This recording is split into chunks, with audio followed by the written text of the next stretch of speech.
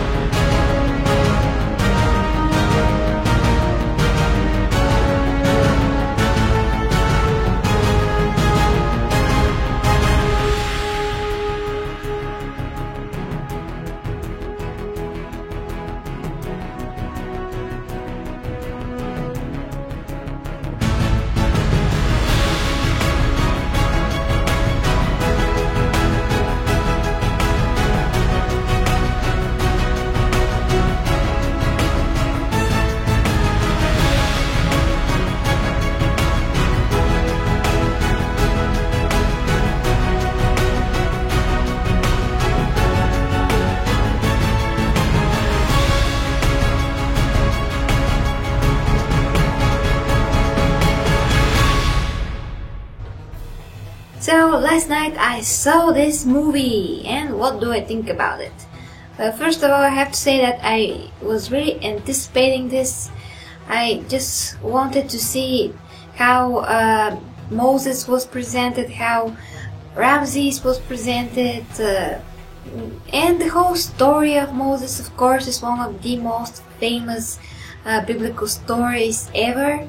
And I was very curious of how Ridley Scott would take this story and create this new presentation of this story. And I was super right actually, because I thought that Ridley Scott will twist the story in his own way, and this will not be a perfectly correct presentation of the real story. And this is something that every movie today is doing, so I'm not super surprised by this. But do not think that this movie is not good. This movie is very good as a movie. It's wonderful to watch Egypt, the costumes, especially the pharaoh costumes of Ramses, the golden armor, and of course all the actors in their roles were perfect. I know that there is very big controversy around this movie because the actors that play the main roles, of course Christian Bale, Joel Edgerton, they are not Egyptian or anything like it. And of course the other actors are not Egyptian, but that is so not important here, because the important thing is how those characters are played, how they are presented, and what those actors are able to bring to the table. And those are one of the best actors ever, so I'm super pleased with how they played their roles.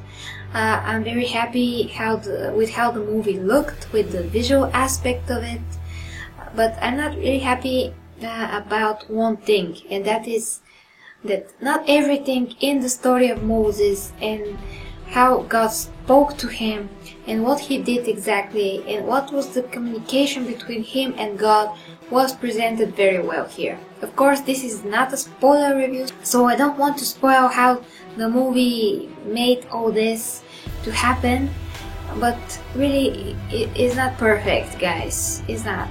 At least I hope that they will get the way that God spoke to Moses right, but they haven't. They thought of something different, and I can't say that I like it. And it also creates some controversies, and I suppose that people will speculate on what Moses thinks and on whether or not he's crazy. Of course, the movie also makes some valid points that he's definitely not, and everything that he did was right and led to the freedom of the Hebrew people. But the way that God communicated with him was not exactly or at all like what the Bible says. But anyway, as a whole, as a movie-going experience, this movie was pretty cool to watch, and in the same time you felt some of the things that were happening, how everything was shown, you just felt it. And I think that this is definitely the best presentation of the story of Moses and Ramses ever made, because now we have the technology to do this, but as a presentation of the story itself is definitely not the best. I heard that This movie was originally 4 hours long, which is super long, and the movie had to be cut a lot, so I understand, but that doesn't change the fact that God didn't communicate with Moses the way that is in the real story. And Sigourney Weaver. I totally love Sigourney Weaver. She's one of the best actresses ever. A total royalty just. And her role was so small as Ramses' mother. Then I just can't tell you. I'm sure that she had more scenes in the movie because I watched some of the pictures from the set and she wore different wigs, different outfits, and she was definitely in more scenes. But here she was so underused. A huge actress like this, and she looked so beautiful and stunning in her Egyptian outfits and jewelry and wigs and everything that I just wanted to see more of her. She was so amazing, but unfortunately she has only 2 lines in the whole movie. That is not really a spoiler. So I'm not really pleased with that. I really hope that I will see more of her because she's so charismatic. She has such presence on screen that when she is on screen, she is the only thing that is on screen basically. But here they try to tone down her presence as much as possible and to give her nothing to do basically. And I'm not pleased with this, definitely. But overall, guys, this movie was great to watch. Definitely for the movie screen. Definitely not for 3D. 3D was not well used here. There were not many 3D effects. It was really no point, actually, absolutely no point of the 3D. Just see this movie on the 2D screen if you could. You will have enough good of experience. You just have to see it in a super modern 2D screen with the perfect 4K resolution, and that will be perfectly enough. So I'm going to give Exodus Gods and Kings a very solid 7.5 out of 10. Thank you very much for watching.